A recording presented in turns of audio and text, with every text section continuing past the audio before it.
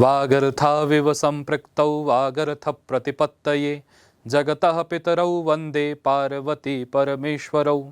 प्रिय विद्यार्थियों, अब तक आपने देखा कि कैसे स्वर को हमने दो भागों में विभाजित किया।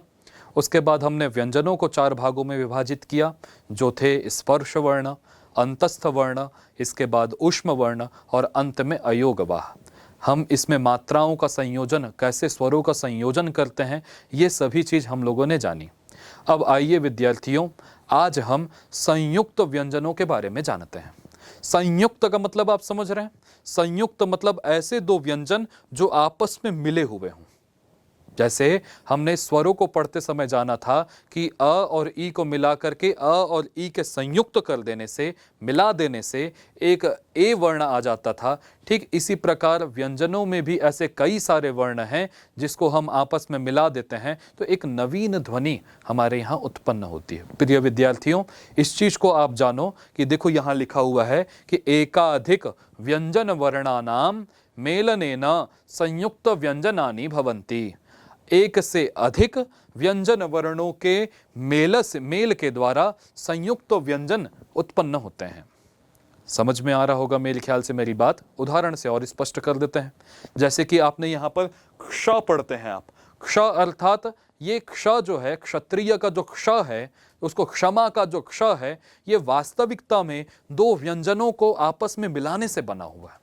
क और ये श, क और ये श, जिसको आपकी भाषा में, सामान्य भाषा में षटकोण का श कह देते हैं, तो क और श के मिलाने से यहां पर क्ष उत्पन्न हो जाएगा। और क और क्ष में अ भी मिला दो तो ये क्ष पूरा हो जाएगा। तो क्ष ऐसा लिखा जाएगा। ठीक है। जैसे कि कक्षा। अब कक्षा में आप देखिए क है, फिर उसके बाद क में अ है, उसके बाद फिर क है, फिर श है, फिर उसमें आ है, तो कक्षा ऐसा बन जाएगा। यदि आपसे कोई पूछे कि कक्षा में कितने वर्ण हैं, तो तुरंत आपके पास उत्तर आना चाहिए कि 5 वर्ण हैं। सबसे पहला वर्ण है क, फिर क में मिला हुआ है अ, फिर मिला हुआ है क, फिर उसके क में आगे कुछ नहीं मिला हुआ, तुरंत बाद है श। क श के मिलाने से मिल गए, आप बार बार बोलिए क श क श क श, आपको एक मिल जाएगा, क्ष बोलने लग जाएंगे आप।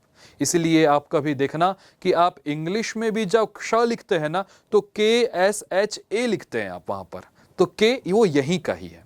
तो क और श के संयोग से क्ष बन गया, उसमें आ मिला दिए तो कक्षा ऐसा बन गया। दूसरा वर्ण क्या है? त्र। तो ये त्र, जैसे क और श के मेल से क्ष बन जाता था, ठीक उसी प्रकार त और र के मेल से त्र हमारे पास उपस्थित होता है विद्यार्थी। त्र, जैसे कि पत्रम में आप देखिएगा, पत्रम में कुल कितने वर्ण हैं? आपको फिर से यहाँ पर 6 वर्ण देखने मिलेंगे। पहला वर्ण है प, फिर प में मिला हुआ था अ, तो प पूरा हो गया, फिर त, फिर र, त और र को मिलाने से त्र हुआ, फिर अ मिला हुआ था तो त्र पूरा हो गया, और यहाँ पर म ये आधा ही रहा, क्योंकि म में अ नहीं मिला हुआ है। यदि म में भी यदि हम अ मिला देते तो ये नीचे जो चिन्ह आपको दिख रहा है वो हट जाता। बात समझ में मेरी आ रही होगी। ज्ञ पर आगे विचार करते हैं। अगला वर्ण ज्ञ है। ज्ञ पर बहुत से विद्यार्थी कंफ्यूज होते हैं, विद्यार्थी नहीं बड़े भी कंफ्यूज होते हैं। ज और य, देखो मैंने आपको वर्ग बताए थे, वर्ग में च वर्ग पे आइए, च वर्ग के भी तीसरे अक्षर पे आइए, च छ ज, और 5वें अक्षर पे जाइए तो च छ ज को ग्रहण किया आपने, फिर झ को छोड़ दीजिए, य को ग्रहण कीजिए, तो ज और य इनके संयोग से, ज और य के संयोग से ज्ञ बनता है। इसका सही उच्चारण जिया होता है, जिया। ज और य को मिलाने से जिया ऐसा उच्चारण हो जाता है, परंतु हम अपनी आसानी के लिए इसको ज्ञ उच्चारण कर देते हैं। वास्तव में इसका सही उच्चारण जिया होना चाहिए, क्योंकि ये ज और य के मिलन से बना हुआ है। जैसे कि आप देखिए ज्ञानम, अब जब लिखते हैं तो इसको जियानम ऐसा बोलना चाहिए हमें, शुद्ध उच्चारण इसका यही होगा। तो आप ज य इन दोनों को मिलाने से ज्ञ मिला, उस ज्ञ में आपने आ की मात्रा मिलाई तो ज्ञा बना, फिर न और अ को मिलाने से न बना, और म तो ज्ञानम ऐसा बना। ठीक इसी प्रकार एक वर्ण है दिया। ठीक इसी प्रकार एक वर्ण है दिया, तो द और य को मिलाने से हम दिया बना देते हैं। जैसे कि आप देखो विद्या, तो इसमें भी, विद्या में भी आप देखेंगे तो आपको 5 वर्ण मिलेंगे। पहले है व, उसके बाद है ई, तो ये वी हो गया, फिर द, फिर य, फिर आ, तो द और य को मिलाने से द्य बन जाता है। ठीक है, तो द य द य द य द्य और आ, ये ऐसा बने द्या, तो विद्या। इस तरीके से हमको जानना चाहिए। एवमेव, ठीक इसी प्रकार से सर्वेषां व्यंजनानां सर्वैः व्यंजनैः सह मेलनेन संयुक्त व्यंजनानि भवन्ति। इस प्रकार से, जिस प्रकार हमने क श को मिला के क्ष बना दिया, जिस प्रकार हमने त र को मिला के त्र बना दिया, जिस प्रकार हमने ज य के संयोग से ज्ञ बना दिया, जिस प्रकार हमने द और य के संयोग से द्य बना दिया, इसी प्रकार बहुत सारे व्यंजन आपस में मिल भी सकते हैं, ये यहाँ पर बताया जा रहा है। जैसे कि देखो, क्य, क और य मिला। अच्छा, यहाँ पर आप ये स्पष्ट रखिएगा कि क्या जब मिला, जब दो वर्ण, दो व्यंजन वर्ण आपस में मिलेंगे कब? जब उनके बीच में कोई स्वर नहीं होगा, तभी मिलेंगे। यदि स्वर आपस में बीच में यदि कोई आ गया तो दो व्यंजन आपस में मिल कैसे पाएंगे? ठीक है ना। तो यहाँ पर क्या को आप ध्यान दीजिए। देखिए, चाणक्य, अब कोई पूछे कि चाणक्य, तो देखो चाणक्य में कितने अक्षर है, तो आप बताएंगे कि च, फिर आ, फिर ण, फिर अ जो ण में मिला हुआ है, फिर क है, क के बाद कोई स्वर नहीं था, फिर डायरेक्ट य आया, तो यहाँ पर क और य दोनों के दोनों कैसे थे? व्यंजन वर्ण थे, तो क्या बन गया? तो चाणक्य। इसी प्रकार अर्णव, अर्णव में भी आप देखिएगा विद्यार्थियों, पहला अक्षर है अ, फिर है र, उसके बाद ण, फिर है अ, फिर व, फिर उसके बाद विसर्ग लगा हुआ है। समझ में आ रही है मेरी बात? तो यहां पर भी देखिएगा अ, र, ण, तो र और ण के बीच में कोई भी स्वर नहीं है, इसलिए दो व्यंजन आपस में मिल गए। इसी प्रकार देखिए तंत्र में न, त, र आपस में मिल रहे हैं, जैसे कि म, फिर अ, फिर न, त, र, तो न, त, र इनके बीच में कोई भी स्वर नहीं था, इसलिए आपस में मिल गए। इसलिए ये कैसे वर्ण है? संयुक्त व्यंजन है। पहले बात तो ये व्यंजन है, और व्यंजन भी कैसे हैं? जो संयुक्त हैं, बिना स्वर, बिना किसी स्वर के सीधा सीधा आए हुए हैं। इसी प्रकार क्रम में देखिए, तो क्रम में पहले क है, फिर र है, तो फिर उसके बाद अ है, तो क्रम क, र, अ, म, फिर विसर्ग है। तो यहां पर भी आप देखिएगा क और र के बीच में कोई स्वर नहीं था, तो क और र ये संयुक्त वर्ण कहलाने लगे। उसी प्रकार न, द्र का संयोग हुआ है इंद्र में जैसे, तो यहां पर देखिएगा न, द, र आपस में कोई बीच में स्वर वर्ण की सहायता नहीं ली गई, इसलिए ये इंद्र बना। ये भी संयुक्त व्यंजन के अंतर्गत आया। कहने का अभिप्राय विद्यार्थियों कि जब व्यंजनों के बीच में कोई भी स्वर ना आए, तब वे सारे व्यंजन आपस में संयुक्त व्यंजन कहलाते हैं। जैसे कि ष्ठ्य, देखिए यहाँ श है और यहाँ पर फिर ठ है, ठ के नीचे आप ये चिन्ह देख रहे हैं। चिन्ह देख करके आप पहचान जाएं कि यहाँ पर ठ में अ नहीं मिला हुआ है। यदि अ मिला होता तो ये चिन्ह आपको दिखाई नहीं पड़ता। तो ये श, ठ और उसके बाद य है, और य के बाद विसर्ग की है मात्रा है, तो ओष्ठ्य में श, ठ, य का संयोग है। ठीक इसी प्रकार आगे जो है यहाँ पर द और म का संयोग आप देखेंगे, तो पद्म, तो प, द और द के प के बाद अ, फिर द, म, तो यहाँ द और म का संयोग है, और बीच में कोई स्वर नहीं था, इसलिए ये भी संयुक्त वर्ण है। इंद्र, उष्ट्रह का देखिए, तो यहाँ श, ट और र का संयोग है, तो यहाँ पर स्ट्रह, उष्ट्रह बन गया है। इसी प्रकार न्ध्य, न्ध्य, न, ध और य का यहाँ पर संयोग है, तो यहाँ पर संध्या, स, अ, न, ध, य, अ, तो संध्या ऐसा बन गया है। ठीक है, इस प्रकार लिखा हुआ है कि देखो यहाँ पर एक बात स्पष्ट कर दी गई है नीचे कि एतानि संयुक्त व्यंजनानि नवीनाः वर्णाः न सन्ति। ये जो आप संयोग कर रहे हैं व्यंजनों का, ये कोई नवीन नहीं है, केवल संयुक्त व्यंजन के नाम से जाना जाता है। अपितु पृथक पृथक संयुक्त व्यंजन वर्णानाम विशिष्टा लेखेन शैली एवं, ये एक लिखने का शैली बस है, इसको आप अलग से गिनती ना कर लीजिएगा। कल के लिए ऐसा ना हो कि आप क्ष को अलग मान रहे हैं, ज्ञ को अलग मान रहे हैं, त्र को अलग मान रहे हैं, ऐसा बिल्कुल भी नहीं है। ये दो वर्णों के मिलने से एक उस वर्ण को लिखने की शैली बदल जाती है। अब यहाँ पर मैं आपको एक शब्द बताऊंगा जो लिखा होगा, फिर उसका एक अर्थ बताएंगे संस्कृत में, उसके बाद एक हिंदी में अर्थ बताएंगे, फिर एक इंग्लिश में उसका क्या मतलब होता है, फिर उसके बाद आप मातृभाषा में स्वयं उसका अर्थ लिखेंगे। मातृभाषा अर्थात यदि आप छत्तीसगढ़ी भाषा में बात करते हैं तो आप छत्तीसगढ़ी में लिखिए। यदि आप कोई भी भाषा, चाहे वो भोजपुरी हो, गुजराती हो, मराठी हो, जिस भी भाषा में आप बात करते हैं उस भाषा में आप इस अर्थ को लिखिएगा। जैसे कि एक शब्द मैं आपको संस्कृत का बताऊं, पित्राज्ञा। क्या शब्द है विद्यार्थियों? पित्राज्ञा। यदि हिंदी में इसका अर्थ देखें तो इसने हिंदी में अर्थ होगा, तीसरे कॉलम में लिखा है, देखिएगा, पिता का आदेश। पिता का आदेश। और यहाँ पर आप देखिएगा कि इसको संस्कृत में यदि इसका अर्थ करें तो कैसे करेंगे? तो इसका संस्कृत में अर्थ होगा पितुः आदेशः। पितुः आदेशः। इंग्लिश में इसका अर्थ होगा फादर्स इंस्ट्रक्शन। Fathers instruction. आपकी मातृभाषा में क्या बोलते हैं, इस खाली स्थान पे आप इसे लिखिएगा। जैसे कि छत्तीसगढ़ी भाषा यदि आप बोलते हैं तो छत्तीसगढ़ी भाषा में लिखिएगा।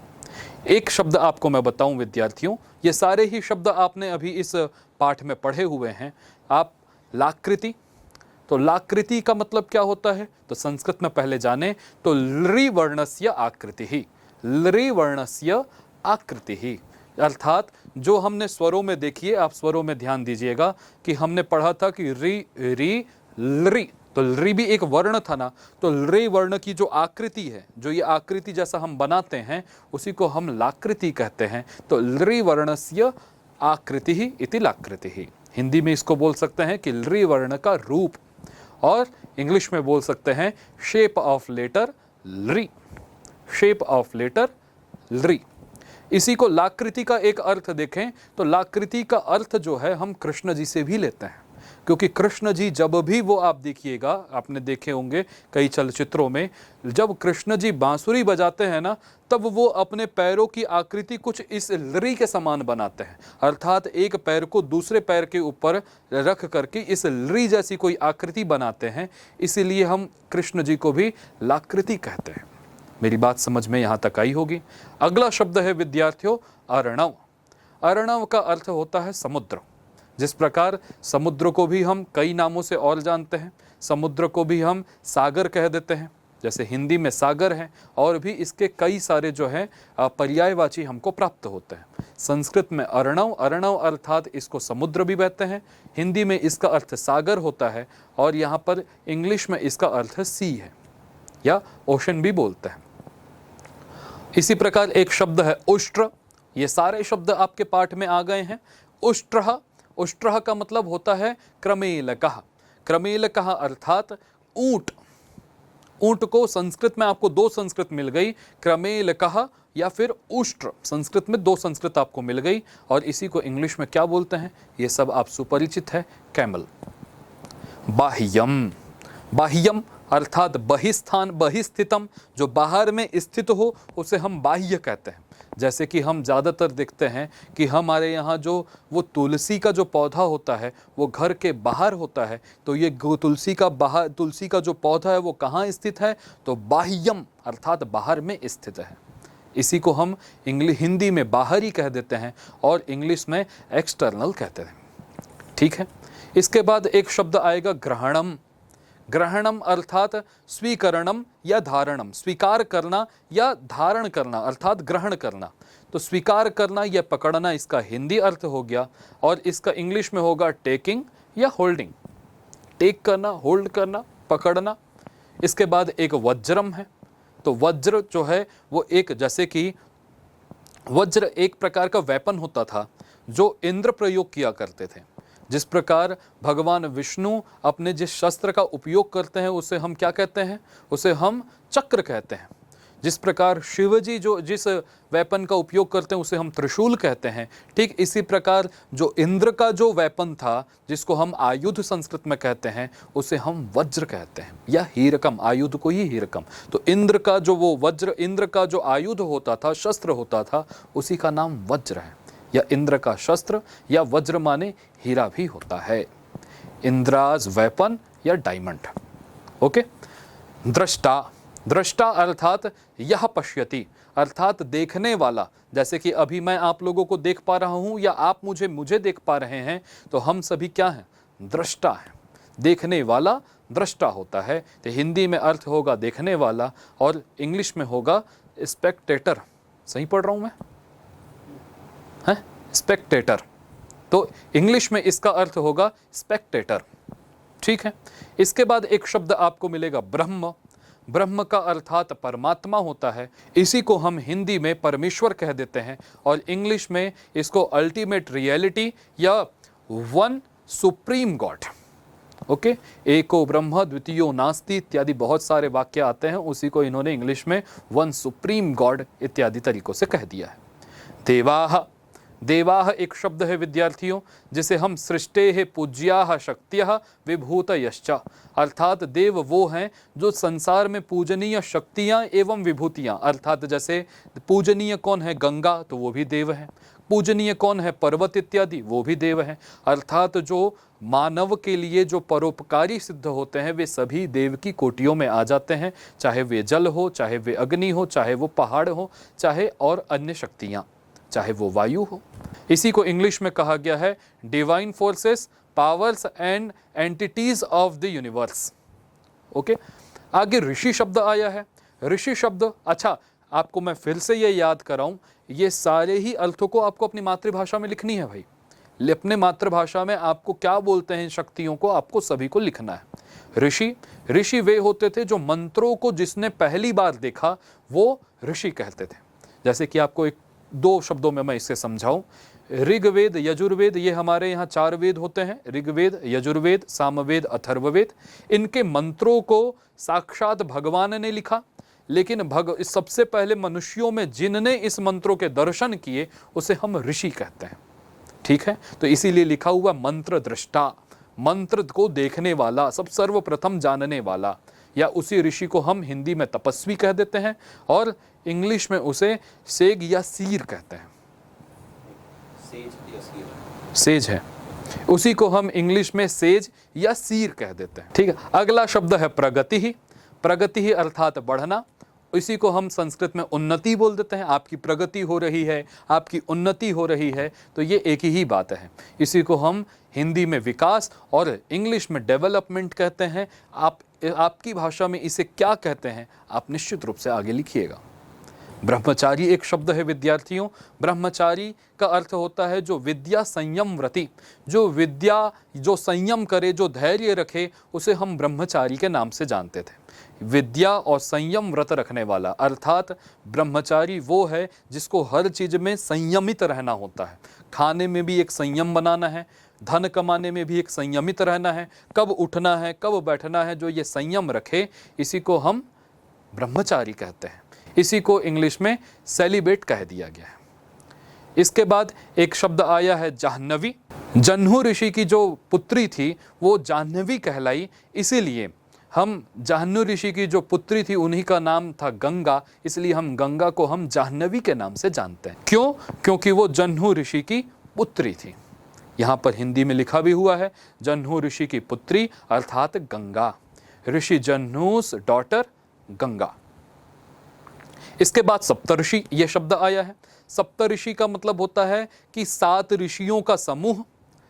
तो आपने कभी देखा होगा कि आप ध्रुव तारा देखते हैं और ध्रुव तारा के बगल में ही आप देखिएगा एक क्वेश्चन मार्क के एक आकार में आपको 7 और एक तारे दिखेंगे जिनको हम सप्तऋषि के नाम से जानते हैं। उन्हीं 7 ऋषियों के समूह को हम सप्तऋषि कहते हैं। और ये सप्तऋषि कौन कौन थे इसकी जानकारी कभी मैं आपको दूंगा। तो सप्ता नाम ऋषि नाम समूह सप्तऋषि, संस्कृत में 7 महान ऋषियों का समूह और ग्रुप ऑफ 7 ग्रेट सेजेस। ढक्का, ढक्का का अर्थ होता है विद्यार्थियों डमरू। ढक्का का अर्थात डमरू होता है, या इसी को इंग्लिश में हम लोग ड्रम बोलते हैं और हिंदी में ढोल, डंका, नगाड़ा इत्यादि शब्दों के द्वारा इसको जानते हैं।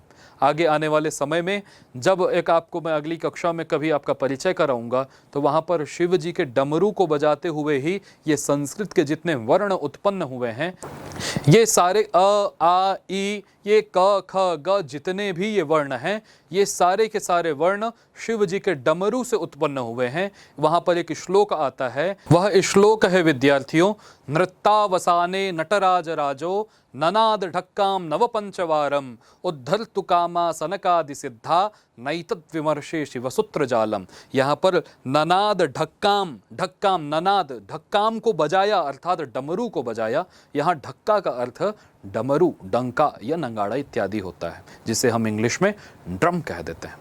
अगला शब्द है विद्यार्थियों वित्तम। वित्तम से आप सुपरिचित हैं। वित्तम का अर्थ होता है धन। हिंदी में इसे हम पैसा, रुपया इत्यादि कह देते हैं। इसी को हम इंग्लिश में मनी या प्रॉस्पेरिटी कह देते हैं। अगला एक वर्ण मिलता है विद्यार्थियों हमको पंकजम।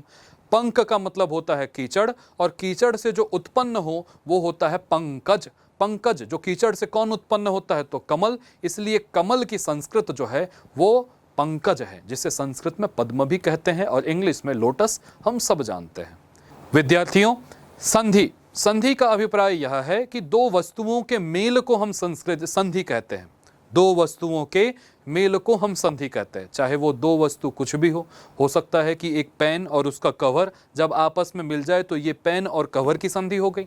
दिन और रात जब आपस में मिल जाए तो वो दिन और रात की संधि हो गई।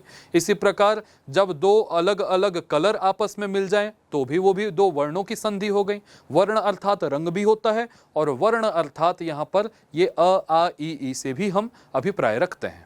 तो इसी प्रकार जब दो वस्तुओं का मिलन या दो वर्णों का मेलन, यहाँ पर चूंकि आप इस पाठ में वर्णों के बारे में पढ़ते आए हैं इसलिए एक सामान्य अर्थ लिखा गया, द्वयोः वर्णयोः मेलनम इति संधिः। दो वर्णों का मेल, इसका व्यापक अर्थ हो सकता है विद्यार्थियों दो वस्तुओं का मेल, जॉइनिंग ऑफ टू लेटर्स या जॉइनिंग ऑफ टू थिंग्स। अगला शब्द है विद्यार्थियों संस्कर्ता। ये संस्कर्ता इसका सही उच्चारण है। यह संस्कारम करोति, वह संस्कर्ता, जो संस्कार को करे, जो संस्कार को, जो जैसे कि यज्ञोपवीत, हमारे यहाँ आप जानते होंगे कि 16 संस्कार बताए गए हैं। यज्ञोपवीत संस्कार, उपनयन संस्कार भी उसी का नाम है। इसके अलावा बहुत सारे विवाह संस्कार, चूड़ाकर्म संस्कार, नामकरण संस्कार, जो इन संस्कार को करे वो क्या कहलाएगा, संस्कर्ता कहलाएगा। परफॉर्मर ऑफ संस्कर्ता, इंग्लिश में इसी को कह सकते हैं कि परफॉर्मर ऑफ संस्कारास। कांस कान, तो यहाँ पर आप देखिए कांस कान, यहाँ पर जो है कान कान, इसको अलग अलग करेंगे तो कान कान ऐसे शब्द मिलेंगे आपको, मतलब किन किन को, किन किन को, जैसे हम बोलते हैं ना किन किन को पुस्तक चाहिए, किन किन को प्रसाद चाहिए, तो ये किन किन को, इसकी संस्कृत जो है कांस कान, या अलग अलग बोलना चाहें तो भी बोल सकते हैं कान कान। लेकिन आप ध्यान रखिएगा कान में जो ये न है वो हमेशा आधा ही है, उसमें कोई स्वर नहीं मिला होता। इसको को इंग्लिश में बोल सकते हैं टू हुम ऑल। इसके बाद एक शब्द आएगा कस्मिंश्चित। क्या है, कस्मिंश्चित, या इसी को हम कस्मिंश्चित का मतलब होता है कहीं पर या किसी में। कहीं पर तो रखा हुआ था तो कस्मिंश्चित तिष्ठति, कहीं पर बैठा था, ठीक है। तो इसी को हम कुत्रचित बोल सकते हैं, कहीं पर या किसी पर। इंग्लिश में बोल सकते हैं समवेयर। पुल्लिंगम, क्या शब्द है, पुल्लिंगम। पुल्लिंगम मतलब पुल्लिंगवाचक शब्द, पुरुषवाचक लिंग, ठीक है। जिस प्रकार अश्व, अनुज, आप में किसी का नाम राकेश, मोहन, राम, ये सब कैसे हैं, पुल्लिंग को बताने वाले हैं, ठीक है। इसी को इंग्लिश में बोला गया है मैस्कुलाइन जेंडर। इसके बाद अगला शब्द विद्यार्थियों आपको मिलेगा संयमः। संयमः अर्थात इसका होता है आत्मानुशासनम, या हिंदी में इसको बोले आत्मनियंत्रण। भूख लग रही है परंतु हम भोजन नहीं करेंगे या अत्यधिक नहीं करेंगे, यही क्या है, आत्मनियंत्रण। घर जाने का मन कर रहा है परंतु नहीं जाएंगे, यही क्या है, आत्मनियंत्रण। इसी को इंग्लिश में बोल सकते हैं विद्यार्थियों सेल्फ कंट्रोल। इसके बाद एक शब्द आएगा संवादः। संवाद का अर्थ होता है परस्पर भाषणम। आपस में जो ये बात करते हैं ना, इसी को हम संवाद के नाम से, जैसे कि अभी मैं आपको इस वीडियो के माध्यम से आपसे संवाद स्थापित कर रहा हूं, या वार्तालाप कर रहा हूं, या बात कर रहा हूं, तो ये आपके बीच और मेरे बीच में यही संवाद है। सौहार्दपूर्ण चर्चा, अच्छी चर्चा को ही, सौहार्दपूर्ण का मतलब है जो अच्छी चर्चा है वही संवाद है। इसी को इंग्लिश में हम बोल सकते हैं विद्यार्थियों डिस्कशन या इंटरेक्शन। प्रातः कालः, प्रातः काल मतलब आप जानते हैं प्रातः माने सुबह, काल माने समय, तो जो सुबह का जो समय होगा वही प्रातः काल कहलाएंगे। इसी को हम इंग्लिश में मॉर्निंग टाइम कहते हैं। राष्ट्रम, राष्ट्र का अर्थ देश होता है, या देश को ही हम राष्ट्र या देश, हिंदी में भी यही है। क्यों हिंदी में भी सेम क्यों है? क्योंकि संस्कृत से ही तो हिंदी आई हुई है, तो अधिकतर में शब्द जो हैं हमारे मिलते जुलते ही हैं। इंग्लिश में हम इसे नेशन बोलते हैं। इसके बाद एक शब्द आएगा मत्स्यः। मत्स्यः अर्थात मैं आपको बताऊं मछली, मछली को हम मत्स्यः बोलते हैं या मीनः, इसकी संस्कृत भी होती है। इसी को हम इंग्लिश में क्या बोल देते हैं? फिश। इंग्लिश के पास किसी अर्थ को बताने के लिए शब्द बड़े कम हैं, लेकिन संस्कृत में एक ही अर्थ को बताने के लिए बहुत सारे शब्द आपको मिलेंगे। मत्स्यः, मीनः इत्यादि अनेक अनेक शब्द हैं जो मछली इस अर्थ को बता सकते हैं, परंतु इंग्लिश में एकमात्र फिश। धाष्टर्यम अर्थात धृष्टता। धृष्टता मतलब आप बोलते हैं ना कि इस काम को करने में आप बहुत धृष्टता कर रहे हैं, अर्थात धृष्टता मतलब गलत तरीके से करना। इसी को हम ढिठाई भी बोलते हैं, और इसी को हम इंग्लिश में ऑडासिटी बोलते हैं। ठीक है, ऑडासिटी का यही अर्थ है। ठीक है, फिर अगला शब्द आपको मिलेगा कार्त्स्न्यम।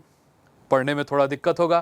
कार्त्स्न्यम, अका फिर त फिर आधा स फिर न फिर य फिर र, फिर ऐसे आपको का फिर र का उच्चारण पहले होगा का, क अ र, फिर त स न य अ और म। इसका मतलब होता है संपूर्णता। ठीक है, और इसको इंग्लिश में हम बोलते हैं इंटेरिटी। ठीक है ना। फिर उसके बाद आएगा दाशरथी ही। दाशरथी का अर्थ होता है दशरथस्य पुत्रः रामः, दशरथ का बेटा दाशरथी।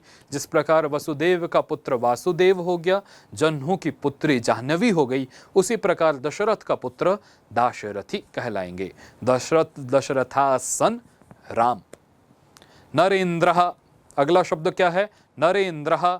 नरेंद्रः का अर्थ होता है नृपः। नृप अर्थात राजा। राजा जो है, राजा, उसी को हम नृप कहते थे। इसी को हम भूपति भी इत्यादि तरीके से जानते हैं। इसी को हम इंग्लिश में किंग या एम्परर नाम से भी जानते हैं। मंजुलः। मंजुलः का अर्थ होता है सुंदरः। सुंदर अर्थात जो अच्छा लगे, रमणीय लगे, लवली या चार्मिंग। इसके अलावा एक शब्द आया है पुष्करम। पुष्करम का अर्थ होता है पद्म, कमल। जैसे कि ऊपर में इसी के लिए पंकज शब्द आया था। अभी मैंने आपसे चर्चा की, एक ही अर्थ को बताने के लिए संस्कृत में अनेक शब्द हैं। जैसे कि पंकजम ऊपर आया, उसका भी अर्थ कमल होता था।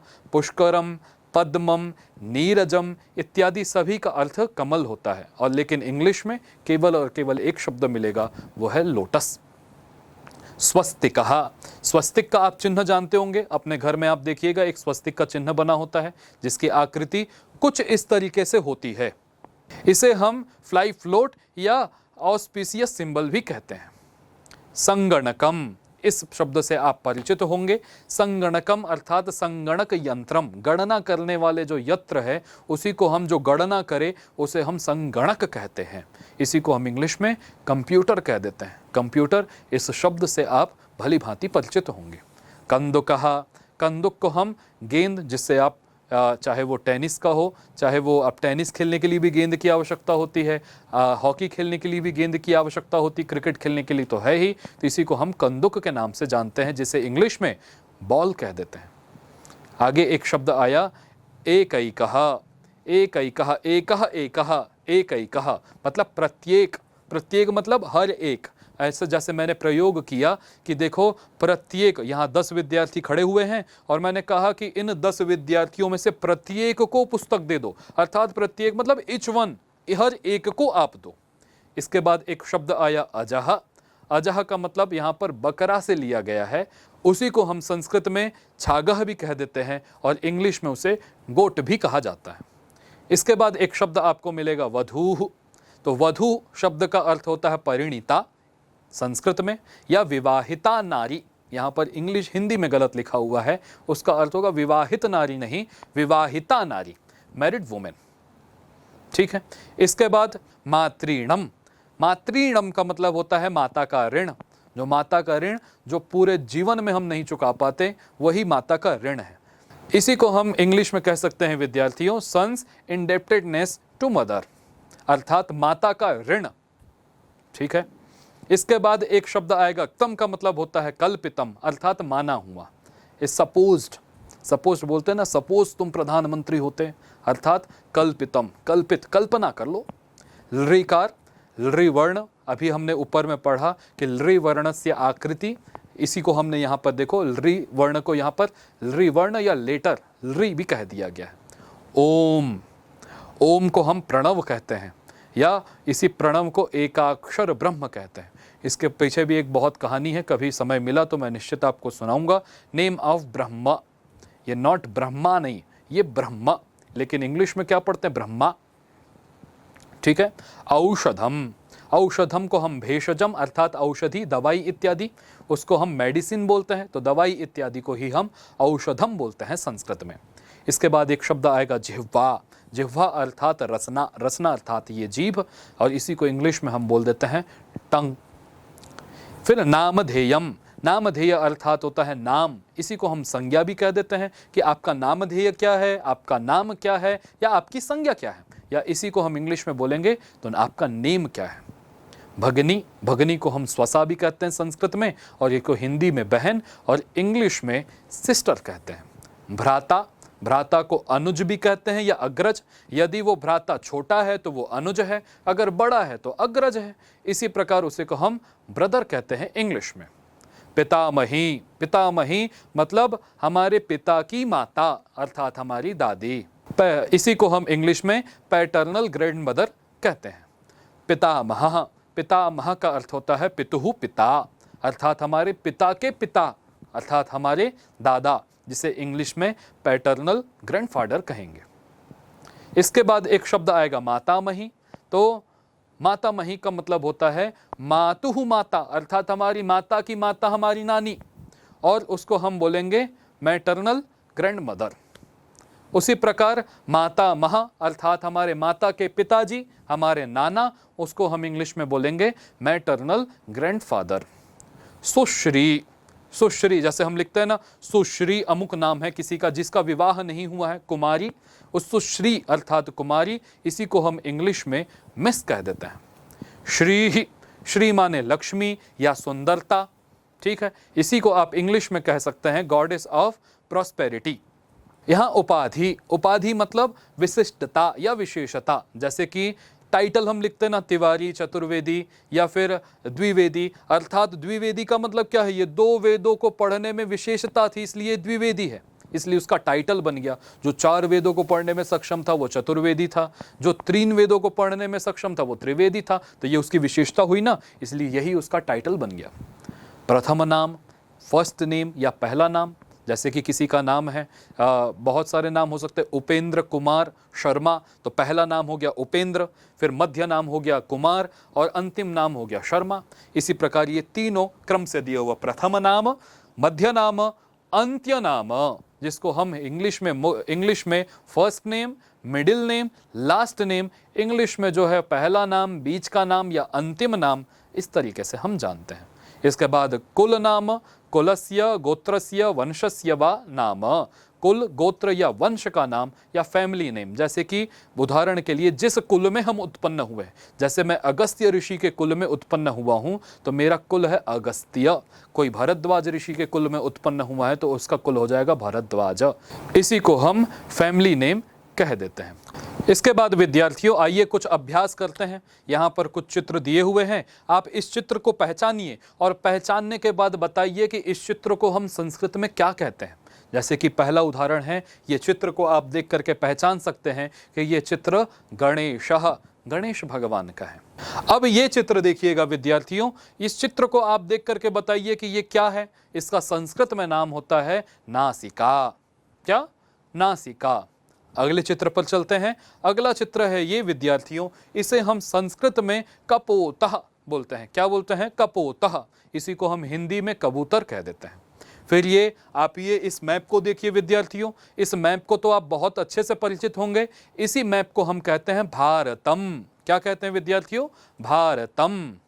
ये जो मैप है, ये जो चित्र आ रहा है, अब इस चित्र पर ध्यान दीजिएगा। ये कौन है आप लोग जान ही रहे होंगे, ये है रामः। कौन है? रामः। इसके बाद ये चित्र आप देखिएगा, इसकी संस्कृत मैंने आपको बहुत सारी अभी बताई, मैंने आपको पिछले भागों में बताया भी कि इसी को हम ढक्का, डमरू इत्यादि नाम से जानते थे, तो इसको हम बोलते हैं ढक्का। इसके बाद अगले चित्र को देखिए विद्यार्थियों, पहचानिए, इसे हम कहते हैं मृगः। क्या कहते हैं? मृगः, जिसे सामान्य हिंदी में हिरण के नाम से हम जानते हैं। ठीक है। इसके बाद एक अगला चित्र आप देखिएगा, अगले चित्र को देखिएगा विद्यार्थियों, इसे हम संस्कृत में चमसः कहते हैं, चमसः। ठीक है। इसके बाद विद्यार्थियों आप देखिएगा, ये जो है ये यज्ञ की एक छाया है, इसे बोलेंगे यज्ञः, और यज्ञ में ये आहुति दे रहे हैं। ठीक है ना। इसके बाद ये आकृति को देखिएगा, इसे हम बोलते हैं पादः, पादः अर्थात पैर। ठीक है। इसके बाद है चित्रम पश्यन्तु, चित्र को आप देखिए, पट्टिकातः समुचितान वर्ण समूहान चित्वा रिक्तस्थानानि पूरयन्तु।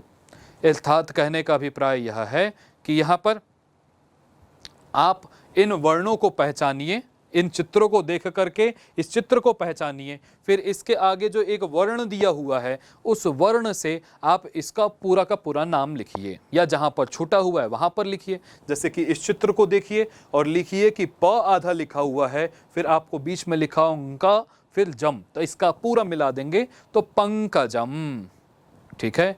फिर अगले चित्र को आप देखिए, शुरू में लिखा हुआ देखिए, ये चित्र चंद्रमा का है क्या? पहले लिखा हुआ चंद्र, और हम चंद्रमा को संस्कृत में चंद्रमसः ऐसा प्रयोग करते हैं, चंद्रमसः। अगला विद्यार्थियों इस चित्र को देखिए, और चित्र में देखिए ये एक हस्ती अर्थात हाथी का चित्र है, और ये हाथी अपने ये सूंड को दिखा रहा है, तो ये शू से आप शूंडः ऐसा लिखेंगे, क्योंकि सूंड की संस्कृत होती है सूंडः। उसके बाद आप इस चित्र को देखिए विद्यार्थियों, यहाँ पर ये व्री शब्द से स्टार्ट हो रहा है, तो क्या होगा? ये वृक्षः। इसके बाद आप ये इस चित्र को देखिएगा, तो इसमें आप सबसे ज्यादा आपको क्या दिखाई दे रहे हैं? दांत। तो दांत को ही हम संस्कृत में क्या कहते हैं? दंताः। इसके बाद आपको एक ये पक्षी दिखाई दे रही होगी, पक्षी में भी आप फोकस करिएगा इस सामने वाले भाग में, इसे हम कहते हैं चंचुः। क्या बोलते हैं? चोंच, चंचुः। फिर आप इस शस्त्र पर ध्यान दीजिए, और ये क्या है जल्दी जल्दी बताइए आप लोग भी। ये है त्रिशूलम, तो आपको प्रारंभ में क्या जोड़ना है? त्रि। उसके बाद आप देखिएगा जो ये सिंबल है ना, ये 8 जो हम लिख लेते हैं, जो इंग्लिश में 8, उसको हिंदी में इस तरीके से लिखा जाता है, और संस्कृत में इसे अष्टः ऐसा कहा जाता है। तो इसी 8 को हम देवनागरी लिपि में अष्ट इस तरीके से बोला जाता है, और इसका सिंबल ऐसा होता है। तो ये होगा ढक्काम। तो ये इसमें आप देखिए डमरू है, तो ढ लिखा हुआ है, तो ढक्काम, और श से शंखः। इस चित्र को आप पहचान जाएंगे तो ये शंख है, इत्यादि तरीके से ये पूर्ण हो जाएगा।